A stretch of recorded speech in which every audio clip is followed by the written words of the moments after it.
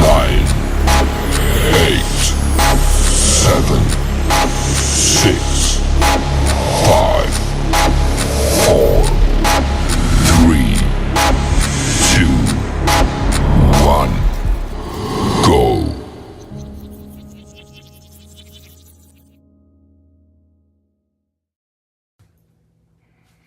Here we go. I believe we are live, Coach Hawan. We have traded our cleats for clipboards, but we never left the game, my friend. Welcome to our audience to Cleats and Clipboards, your front row seat to Pennsylvania high school football, brought to you by SportsWire. And this is a big one, George, because it is our very first show. We're kicking it all off tonight with SportsWire, preseason rankings, which you're going to get into shortly, and a full preview of Week 1 in District 2. And there's a lot of exciting games this weekend coming up.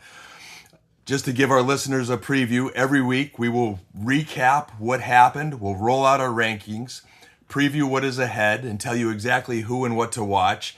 We are part of the SportsWire family covering football that this region we know lives for. And I'll just start here tonight with some introductions. If you don't know me, my name's Dan Lamagna.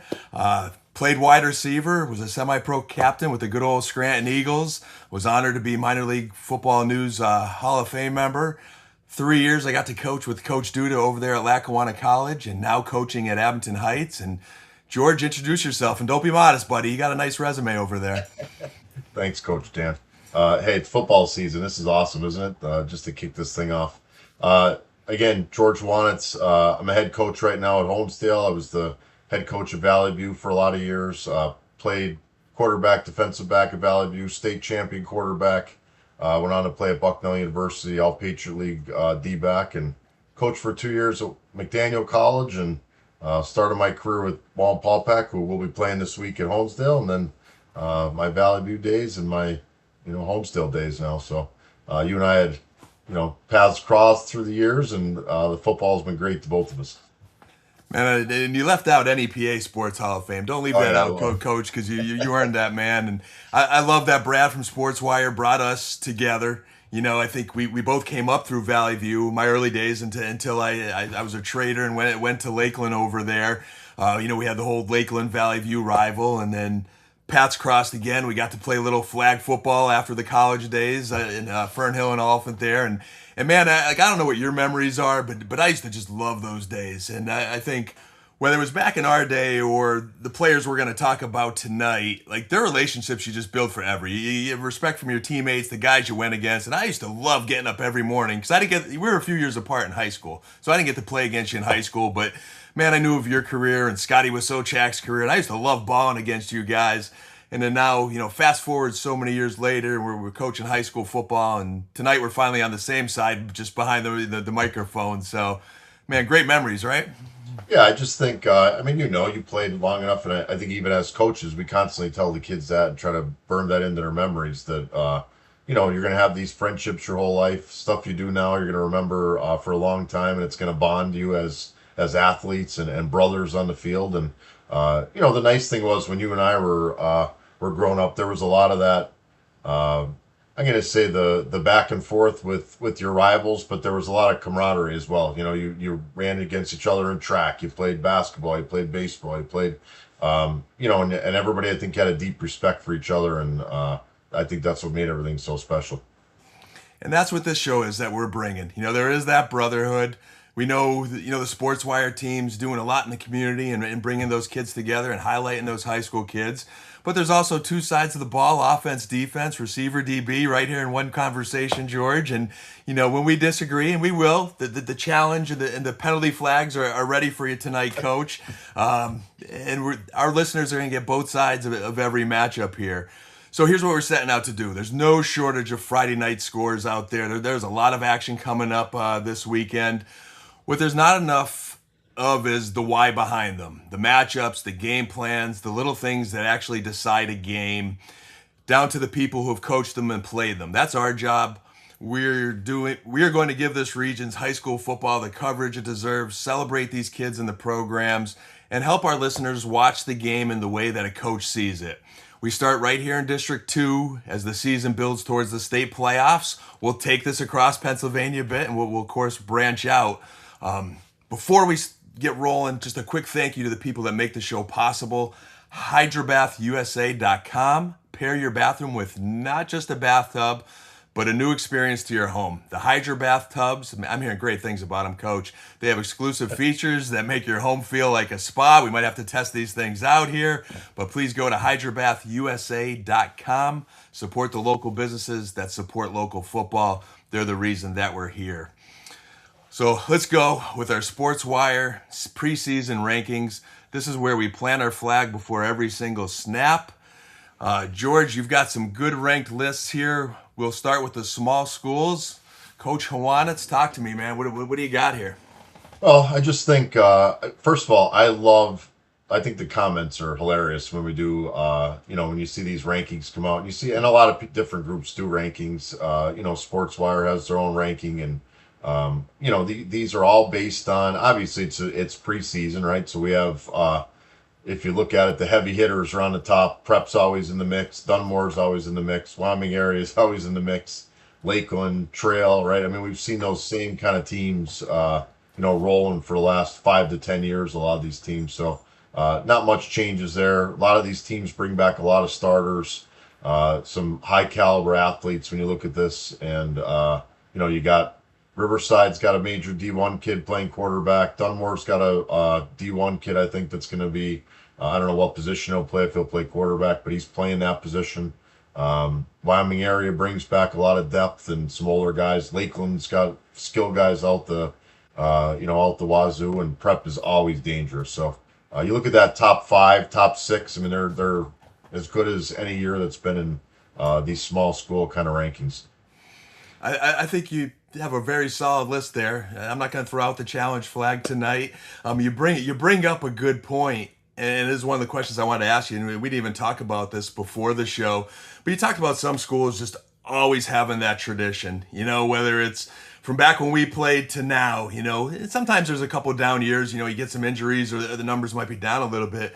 But the Valley Views, the Dunmores, that great tradition. Why do you think that is, Coach? What is it that's the glue that over the test of time, these schools continue to be successful programs? Well, I think, for one thing, they have so much tradition. I think kids want to play football there. I mean, it's been embedded in them since they're probably as kindergartners and in their schools. And, it's important for them to play. Their dads played, their brothers played, their uncles played, their grandfathers played. A Friday night there is an event. You know that. I mean, you go to Lakeland, you go to Dunmore, you go to Valley View, you go to Wyoming area, you go to Berwick. I mean, the history's there, and kids want to be involved in that. So every year, I think they're getting the better athletes in their schools to play that sport. And obviously, if you can do that, especially in these smaller schools, you have a good chance to win. And I'm looking, there's, some of the comments I'm reading, like, how did you choose? Why'd you choose this, or there's only 15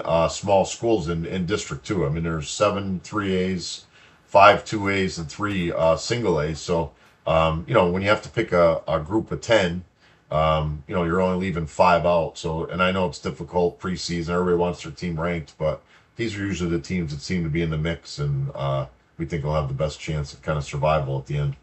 It definitely does give us a good start. I know Scranton Prep's built themselves a reputation where some of those comments, when you go to Sports Wire on Facebook they're like, hey, this should be a big school. So they've definitely built themselves a big school type of reputation there. And, I love that you mentioned the tradition that these schools have. And, so, some places are definitely tougher to play at. And, both of us having, had a sample of, college football. And, I remember coaching under Coach Duda. Man, I knew how disciplined and strict and structured, and he was trying to get kids ready for D1. There's something I love to see in high school. The more you get those school board members and the head coaches and superintendents all on that same page building a program, the more successful these programs could be. I've got some kids that, I used to coach. They coach out in Florida now, and boy, it's a different beast out in Florida. And not everyone in Northeast PA realizes some of that football that's out there in Florida and Texas. So I look to diving into more of these programs as we go. As far as our big school top 10, Coach Hawanitz, what do you have here? I mean, same thing. Look at you look at the top. I mean, it's a lot of heavy hitters at the top. North Pocono, defending district champs, won a playoff game in the PIAA last year. Dallas brings back a lot of starters. They're always in the mix, and then obviously Valley View. Those three teams make, I think, the 4A bracket. Probably one of the better brackets in District Two. And again, just by the teams you're going to get in it.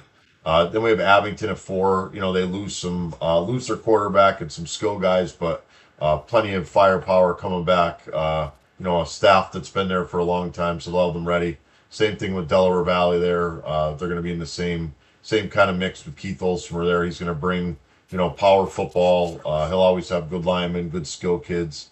And then as you work yourself down through, Berwick lost some guys, but have a lot of guys back.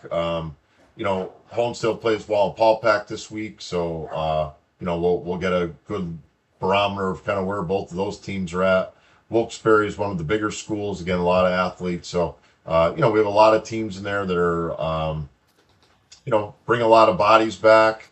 Not many changes at the top as far as coaches go. They're very very stable as far as things go, and I think that'll be, like I said, especially I think 4A.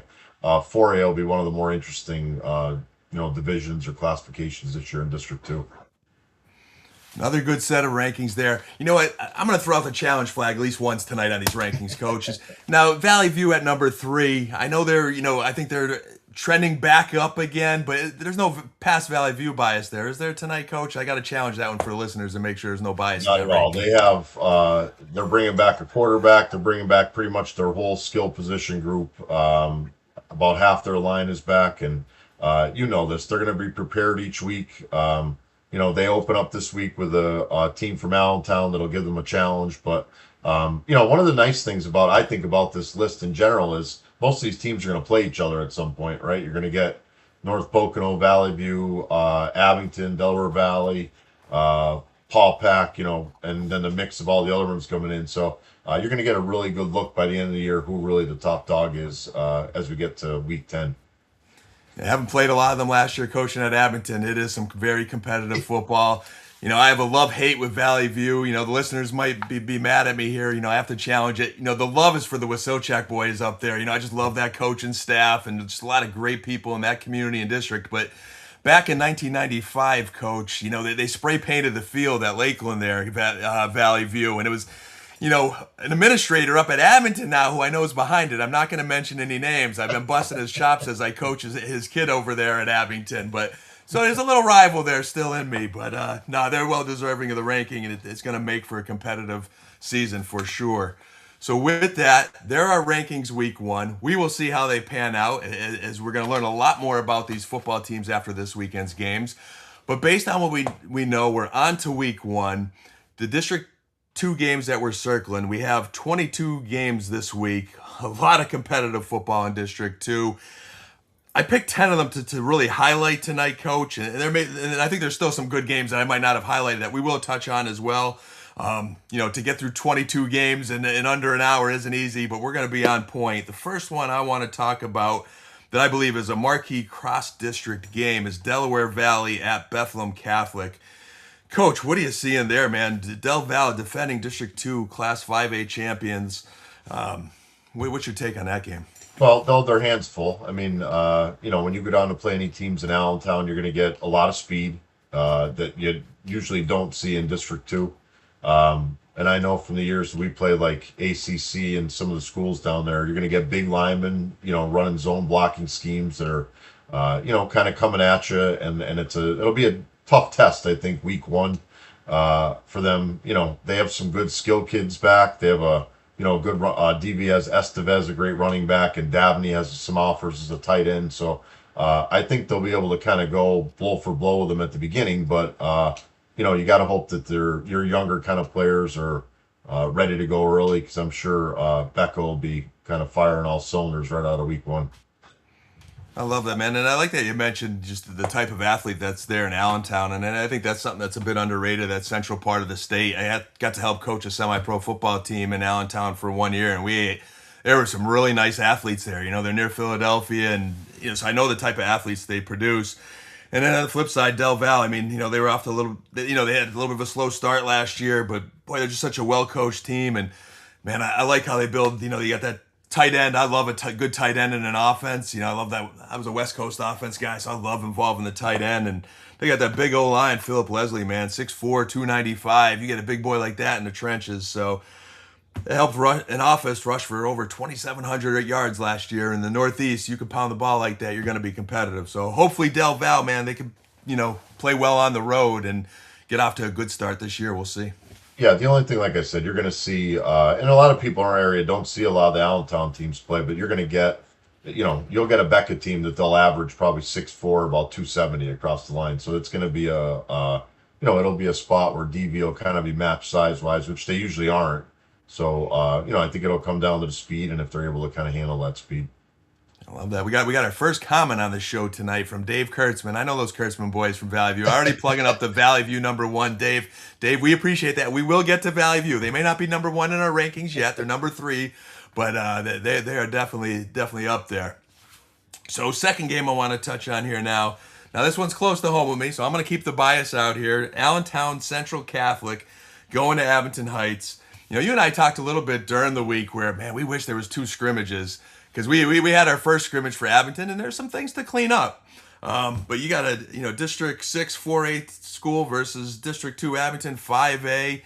Abington went 9-3 last year in 2005. We lost some really good guys over there to Lackawanna College that graduated, and I think they're coming in week 1 as one of the most highly regarded large school programs, but a tough test this weekend. Yeah, I just think, and again, Coach Repshis will have Abington ready to play. I mean, you know that. He has them ready each week. It's going to be the same thing as DV. They're going to come in. They're going to have a lot of speed. There's been years I've played Allentown Central Catholic. They've been 6-4, and you'd be like, oh, this is a bad team. And then they show up, and they look like a NFL football team, rolling out. So it's going to be very similar to what DV is going to get with Becca. You're going to get the size. You're going to get the speed. Obviously, they're a Catholic school, so they can pull kids from all around the Allentown area and kind of outside the Allentown area. So I know you've probably seen them more on film than I have, so you could probably speak more to that, the film side of it, like what you've seen. But, if there any indication of how usually ACC teams are, like I said, you're going to get big bodies coming at you downhill pretty fast. And if you can handle that speed and kind of keep them off balance a little bit, you'll have a chance to win. Yeah, I think your mention there of handling that speed being very important. Some offenses, like last year for us at Abington, we had a lot of good receivers. We had one dude in Gavin Anders. Allentown, they've got a few dudes. They got a lot of speed there that's coming at you that you got to be mindful of. So it's going to be really important for the Abington defense to be disciplined, following those assignments that Coach Arcuri's, put out there for the defense this week. And I think if they could do that, we could be in good shape. And I think the other key will be controlling the game. Hey, let's keep that offense off the field. Abington has a very good running back in Jaden Anglin. He's a top returning rusher in District 2, coming off a 1,300-yard season. And he just keeps getting better, George. He's that kind of kid that just has those intangibles, the vision, the balance, things you just don't teach. He's not the biggest back, but boy, he's that, there's those kids that are a little bit smaller, and everyone always says, hey, they're a little smaller back, and they just keep proving everybody wrong. He's that kid that just keeps proving everybody wrong and puts up great stats. So him and Noah Kale went 3-1 at quarterback last year when Nick Bradley went down for 4 games. So he got some experience, which was very valuable. That'll carry into this year, but now he's got to carry it for the full season. So it's going to be a big test for Abington, and hopefully home field advantage could be the difference here in District 2. We will find out. Yeah, Dan, you'll see. This too. I think, it's I think one of the biggest telltales between the two groups. Like you'll see a lot of our local athletes are kind of built like your tailback from Abington. I have one at Homestead, and Gabe Dude is just like that. He's a little smaller, but man, he can run. He's you can't look at him and look at the stature and think he's not very good.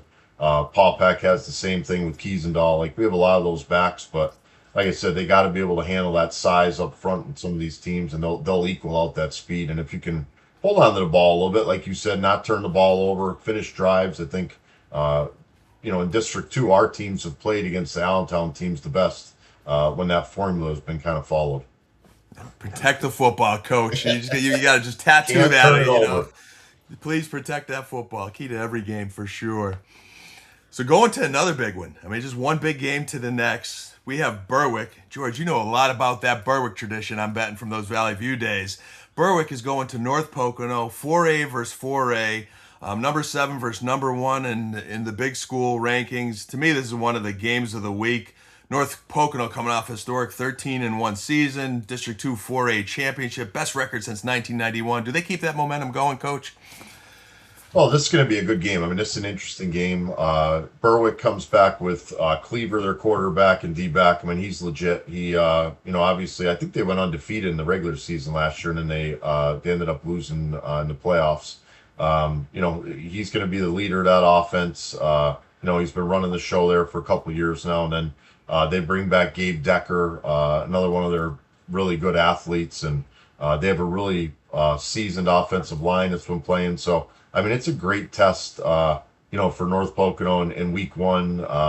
They bring back Cole West, who's all state and all everything last year, and then Zimmerman, their quarterback, comes back. So this is about, as I think at least, as even matched, as far as athletes go and just programs go, to start the season off. And you get a really good barometer where you're at, right? Week 1, I mean, like you said, you don't get a lot of that, I don't think, from the scrimmages anymore, because you don't have a whole lot of time to fix things. You don't want to use your starters that much in scrimmages, but man, this is a heavyweight fight right out of the gates in week 1, and I think these two teams will really go at it for the 48 minutes up in Moscow. I wish I could clone myself and be at the game I'm coaching and watch that one at the same time, right?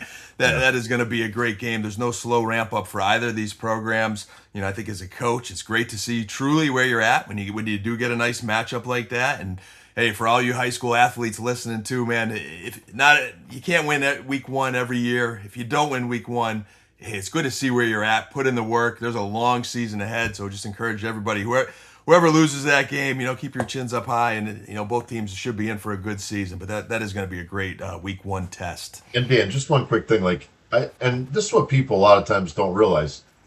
These teams are both 4A schools, right? So you're going to really be in the driver. Whoever wins this game, based on getting the points from the win and all the points that the team will end up gaining during the year, you're really in the driver's seat for a pretty high seed, I think, in 4A if you can set the tone with a week 1 win here. It is a great opportunity out of the gates, and that's where, as coaches, all those summer lifts, all those summer workouts, we all have that struggle of kids playing multiple sports and trying to get them in the weight room, and all that work pays off in week 1 here. So one of them will definitely get a leg up out of the gates, and we'll see who it is on next week's show. I can't wait to recap that one. And now, Coach Juan, I got to shift to something close to you, and I would call this a rivalry game right here, Honesdale and Paupack. I'll talk a little bit more on this one out of the gates because this is your school here. All right, I want to set it up.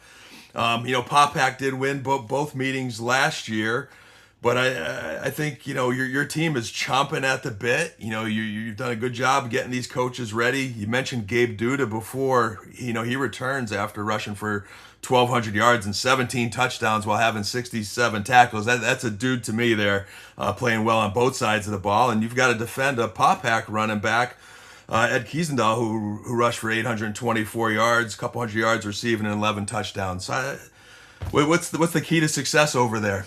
Well, I just think a lot of it is, for at least from the Homestead perspective. We haven't beaten them, I think, in 8 times. They've won 8 times in a row against us. So I think a lot of it is mental. You've played some of those teams you just can't seem to beat, and sometimes there's a mental part of it. But they're well coached. Obviously, they're going to be physical. It's a rivalry game. It's the Shrine game as well. So there's a little bit on top of that for local people in the area. So. We're looking forward, I think, to the game. It's a nice, like we said before, it's a nice way to start the year.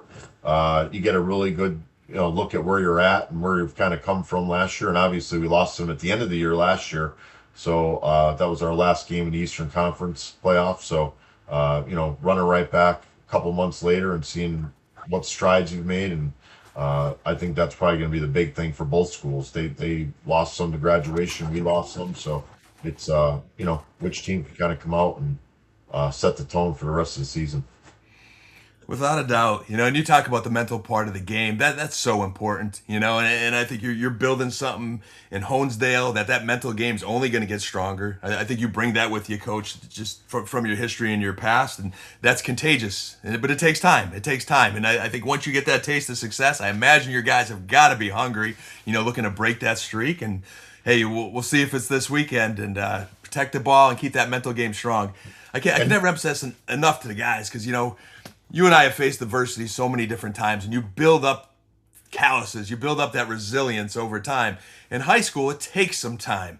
And, there's going to be mistakes in every game, right? Abington, Honesdale, there's going to be mistakes, whether it's the first quarter, the second, or the third. How those kids overcome those mistakes and doesn't let it impact their game, you just got to have a short-term memory, right? Yeah, it's really a game where you have to have you got to be able to put something way back in the brain after every play, or else anything that lingers, you're in trouble, right? So and I have this conversation with kids a lot, and you would probably agree with this, but this isn't like basketball where you're gonna touch the ball 100 times or whatever in a basketball game, be able to score at will. In football, some games you're lucky if you get 4 or 5 drives. So every play is really important, every drive is important, and especially in this sport, kids need to understand that you got to be able to, a bad play, you can't compound that with another bad play. You got to move on and you're ready for the next one. So we're going to hopefully do that on Friday, and we'll see kind of what happens.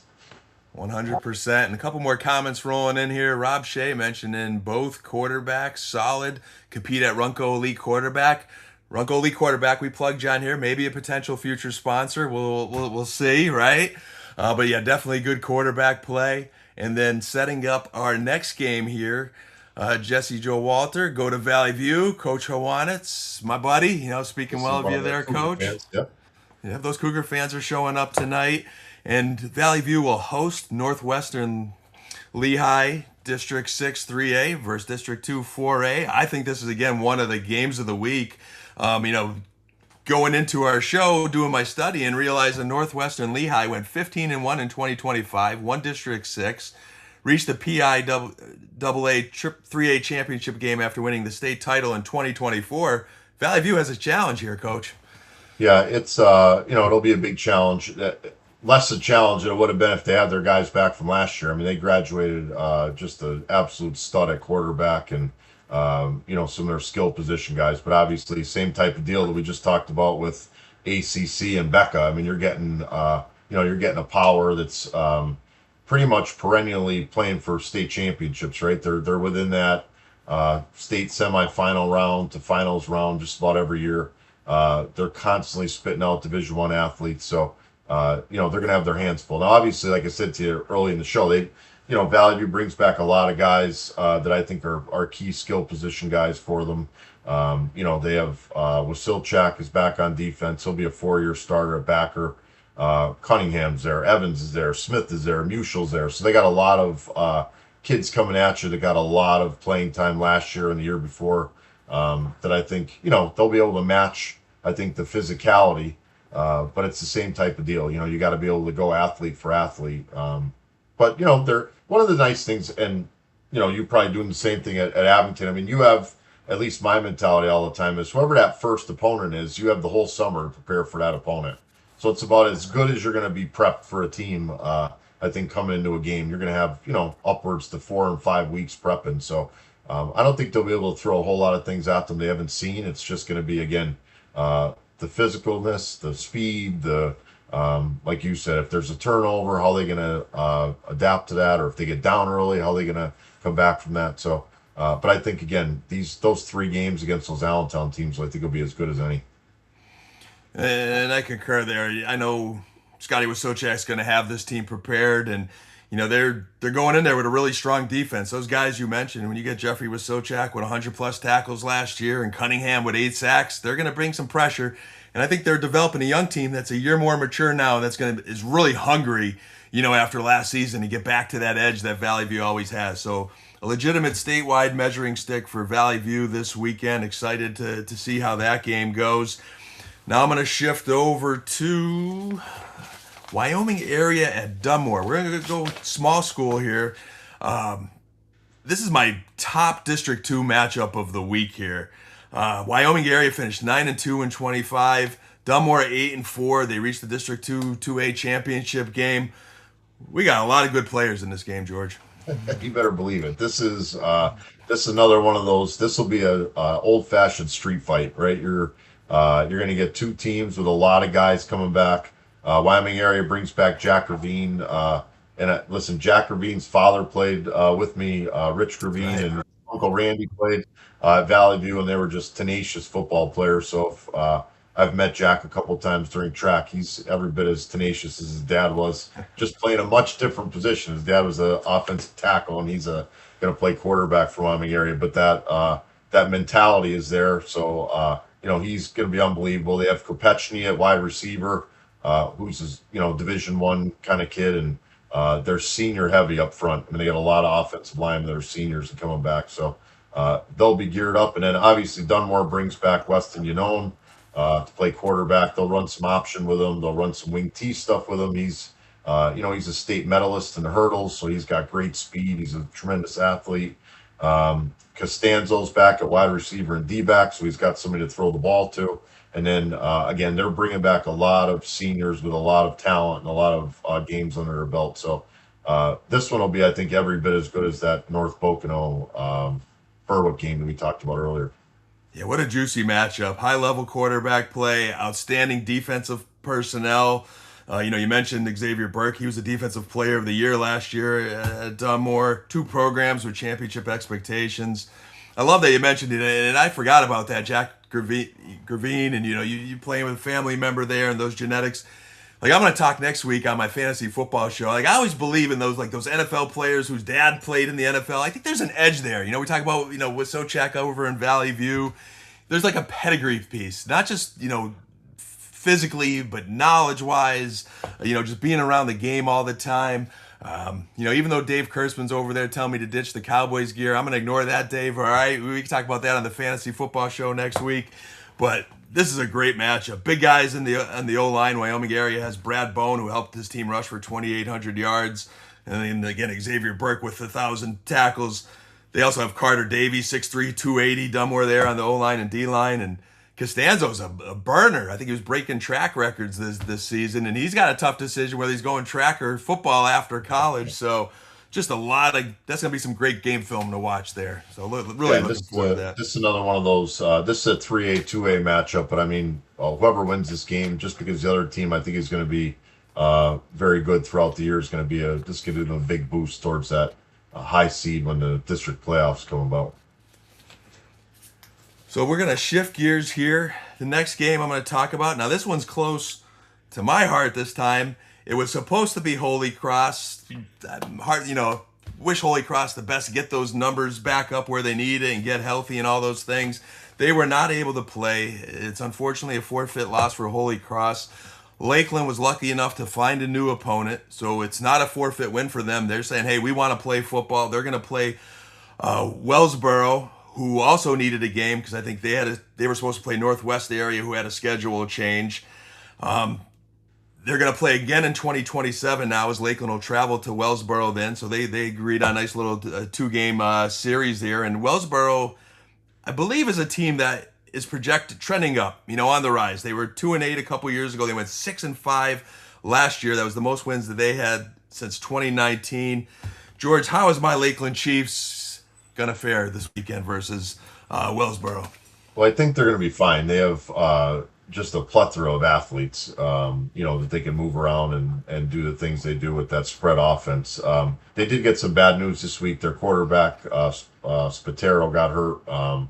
And he's a jab thrower. I'm assuming it's probably something from the jab, right? So he's going to be out for a year, and they're going to have to move probably one of their athletes, obviously, that he would have been thrown to, probably that quarterback spot. But, man, they have Rosenkrantz, McFarland. They have Dylan Loomis on the line. I mean, they just have a lot of guys back from last year on that line and skill positions. And I don't think Wellsboro will be able to kind of keep up with that speed and just what they throw at you. I mean, I don't know if you've seen them play. We played them last year, but they're all they'll be empty, they'll be spread, they're running quarterback run. So I'm assuming, like I said, they'll take one of those athletes, moving the quarterback. He'll be like another tailback, and I'm not saying they won't miss Spatero, because he was he's a dynamic playmaker and just a great player, but I think they have enough guys to kind of be able to make up for that loss and keep that thing rolling there at Lakeland. We definitely, before I talk about offensive strategy at Lakeland there, I definitely want to wish Rocco the best, get healthy. I believe he's a junior. He's got another year yet, so he's going to have some time to keep his chin and spirits up. You can't control these things, and, he's still part of that team, and he's been a big part of it, so hopefully he'll be around to support the younger guys and the new quarterback that comes in. And, they definitely have a lot of athletes, so like you said, they'll move things around, and I think Lakeland will continue to be competitive.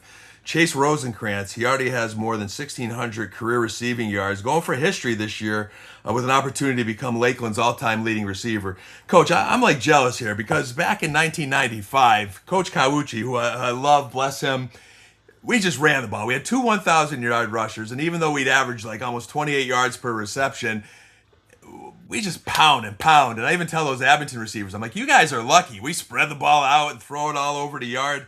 Man, how come we couldn't do that back in the 90s? Well, I think the coaches back then didn't want to turn the ball over a lot. You know how it was back then. You wanted to chunk up the clock and slow the game down. And, obviously back in the 90s, it was much more of more of a physical game than a finesse game, right? But that really started when Evan Krakey and some of those guys were there. I mean, they went to that. John White-Alavich brought in that spread with them. They really kind of haven't looked back since, right? I mean, they've been very spread oriented. Jeff Wasilchak, even when he was there afterward, he went back to a little more of the power stuff, but even he went to a lot of the spread. So they've always, Lakeland's always had great athletes, but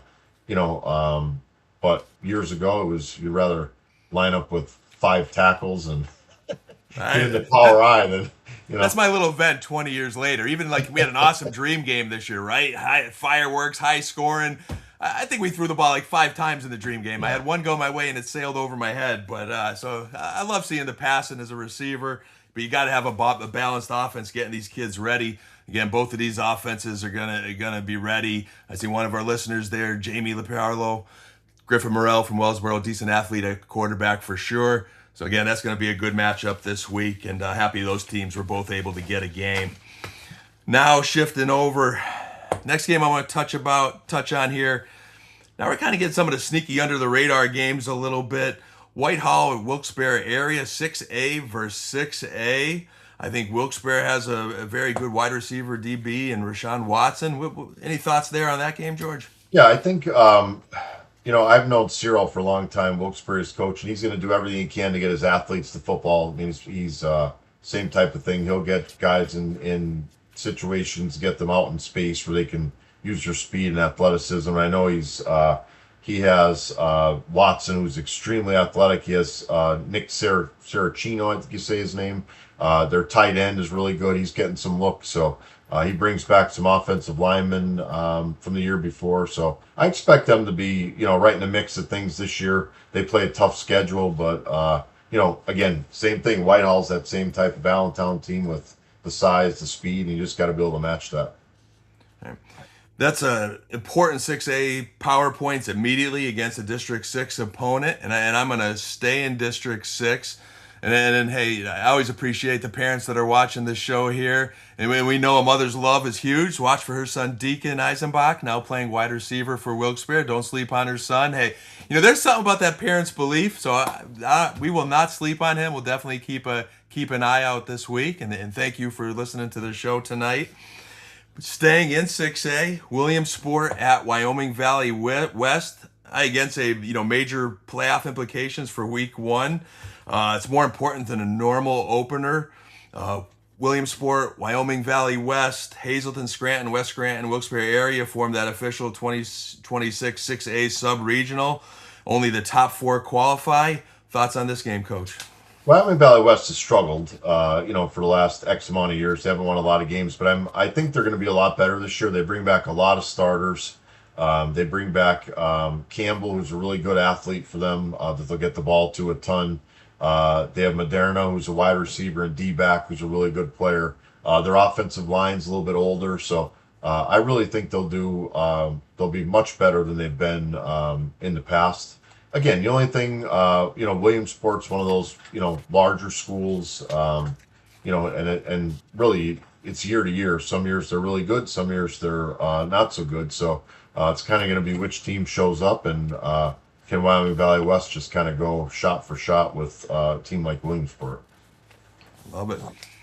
Two more, what I consider feature games, and then I know we're running out of show time. I'll rapid fire. I don't want to leave anybody's school out. And then again, as the season evolves, we'll continue to make sure we're highlighting everybody as we can. Hanover area at Crestwood. This one is one of the few Week 1 games with the median division standings implications. Thoughts there, Coach? This is an interesting game for me because, again, they're both Wyoming Valley Conference teams, both 4A schools that, want to be in the mix. Hanover brings back Logan Richardson, their quarterback, and Lucas Cruz, their leading tackler. Crestwood has 4 offensive linemen that come back and a lot of their skill guys back. So Crestwood likes to run that single wing where they're kind of coming right at you the whole day. So Hanover's a little more spread, kind of get the ball over to the yard. So it'll be an interesting game. They're very different systems. It'll probably be a hard hitting game. I know Hanover's tired of kind of getting picked on in the Wyoming Valley Conference, and Crestwood's been one of those bullies on the block now for about the last 10 years with Dallas and some of those schools. So I think that'll be an interesting test for both of those schools Week 1. Yeah, it definitely does come off as one of those really interesting games. I think the Comets 5-6 in 3 consecutive seasons, but they really, I think, are confident in this experienced roster, hoping to break through. You mentioned Jack Rogers, and then running back Jake Jekyll.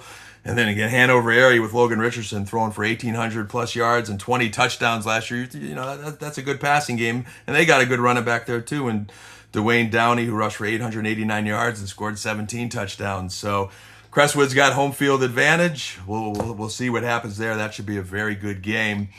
And then I'm going to shift over to Dallas and Tunkhannock. 4A versus 3A. Dallas finished 2025 with a major late season surge, winning 5 straight before falling North Pocono in the District 2 4A championship game. But I think everybody fell to North Pocono last year. So, Coach, does Dallas continue that hot streak? Both teams, I think, they're both going to start new quarterbacks, which will be interesting. So they're going to get their first game play, on Friday. But Dallas brings back a lot of good players, a lot of starters. They've been running that same system now for about 12 years or 10 years with Coach there. So, he's a big weight room guy. I'm sure, they're going to be strong. They're going to be physical. They're going to do what they do. They've kind of done the same thing, like I said, for about the last 10 years. And then Tunkhannock has a lot of good skill kids there. So, again, I think we were talking about before, it's one of those situations where can Tunkhannock kind of get the monkey off the back of, they've played Dallas for all those years and haven't beaten them in a long time. So, are you beaten already before you get off the bus, or are you going to, play the game on Friday and hopefully, come out and show what you've been working towards, all summer and in the winter months. So, it's an interesting game, but like I said, I think Dallas just has so many guys back, and that system is so entrenched in their kids now. They're tough to beat. That mental part of the game that we talked about, it's going to be a factor there. Coach, rapid fire through the remaining games this week. West Scranton at Hazleton area. Both schools are part of the 6-team 6A sub-regional field, so every early power ranking point matters. Yeah, West Scranton's bumping up to 6A from 5A. He's got a lot of good athletes. They're young. I know he has some really good freshmen because we had some 7-on-7 things with them this summer. So he'll run some spread things, get the ball down the field, and I think West will be much better than they've been the last couple of years. Yep, some good players there. West Scranton, Quincy Mosley, wide receiver DB, and Hazleton running back Xavier Heck. Definitely some players to watch. And making sure I'm not missing anybody here, Coach.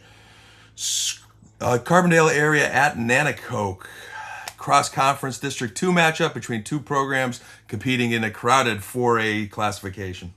Yeah, Carbondale brings back Nick Ciccone, their quarterback. Matteo Spinelli is going to anchor their line. And then Nanacoke has a new coaching staff. So, again, enough to kind of see what that's going to bring. But they have Justin Johnson, an athlete, and Chet Beggs will be their quarterback. So they bring back some guys that played last year. So I think, again, another Week 1 matchup where you'll get a a good look at where both of these teams are going to be in the coming weeks.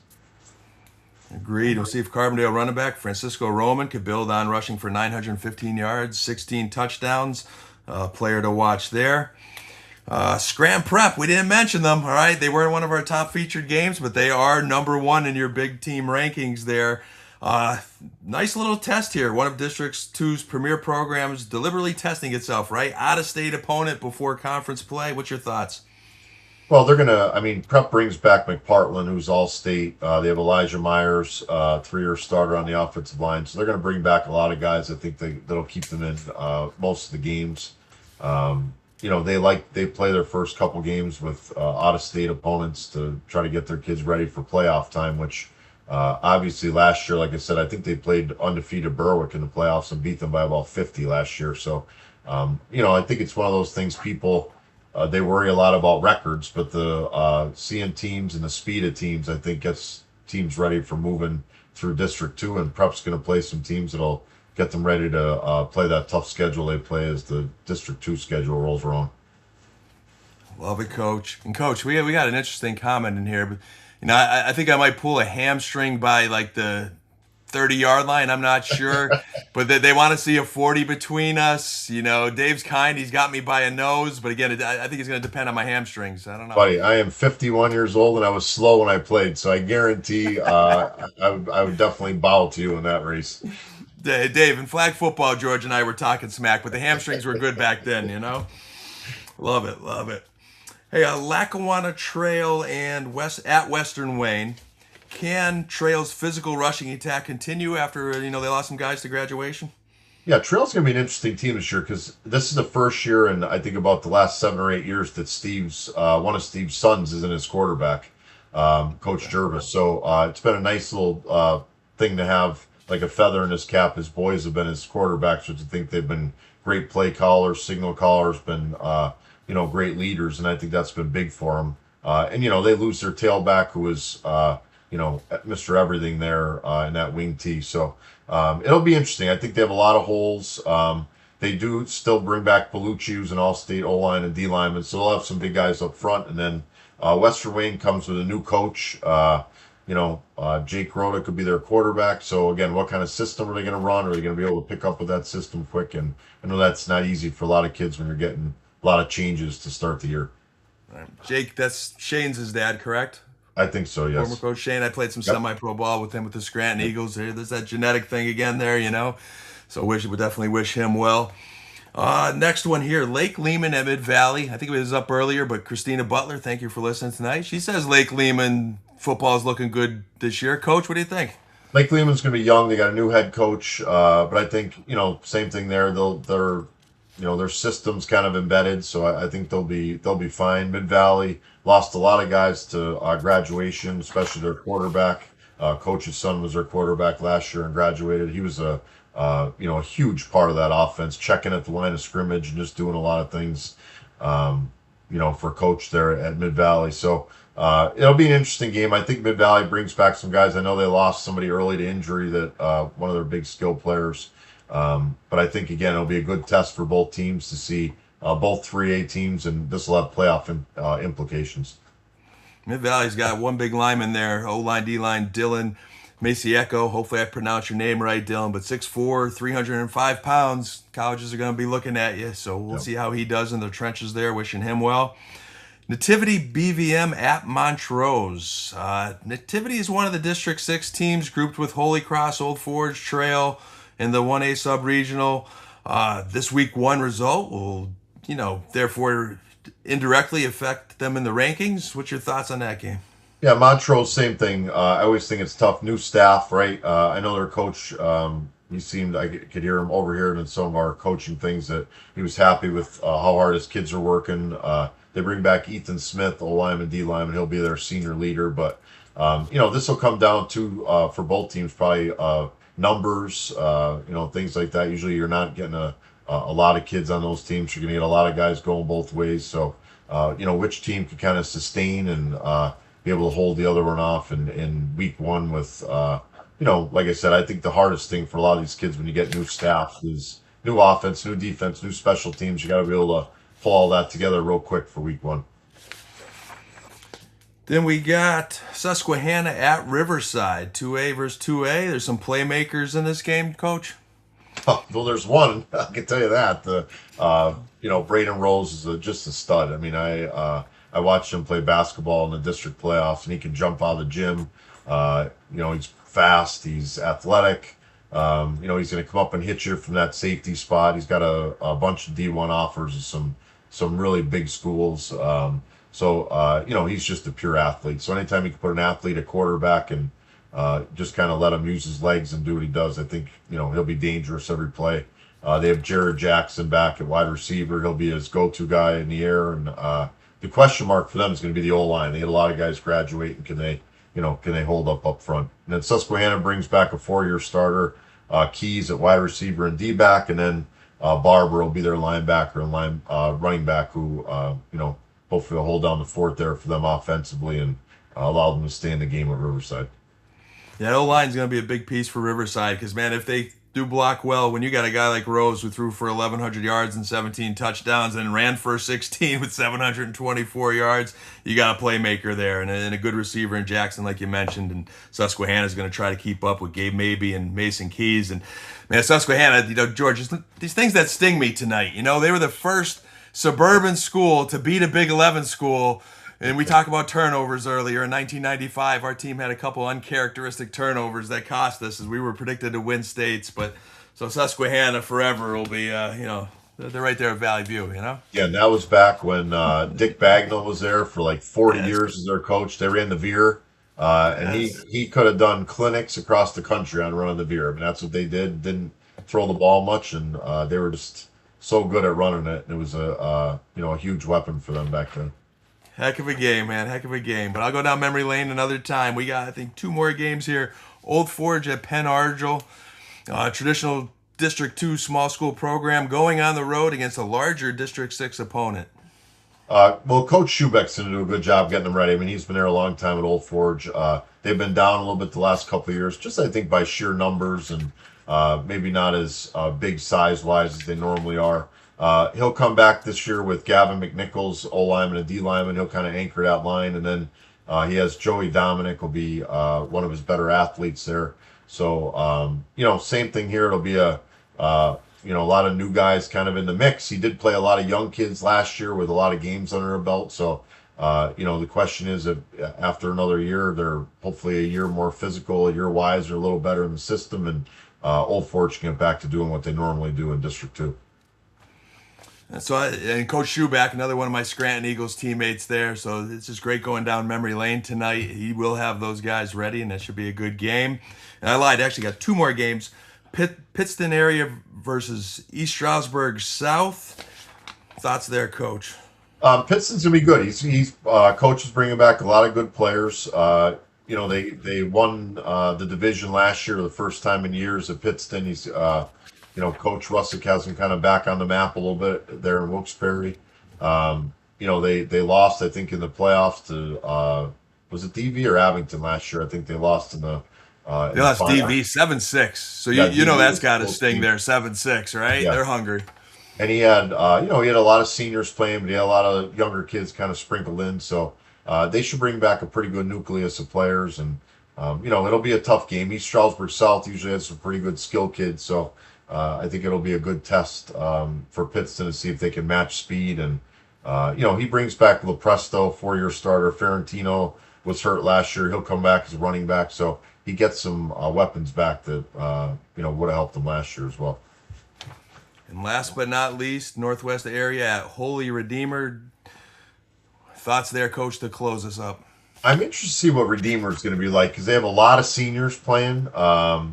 And a good sprinkling of juniors, but they have a Brady McDermott is their quarterback, 1,700 yards passing last year. So anytime your quarterback comes back, and he was that dangerous the year before, I think it puts you up in kind of another bracket. But Redeemer's been one of those teams up and down. They've had some good years, some really bad years, but I'm really interested to see with this mix of seniors and some of these athletes they have if they can kind of get themselves back in the picture and maybe. Jump in on some of these district playoffs as they work around. Coach, we covered a lot tonight, 22 games, named a lot of the players to watch, and there's still many more. We're going to see how it plays out.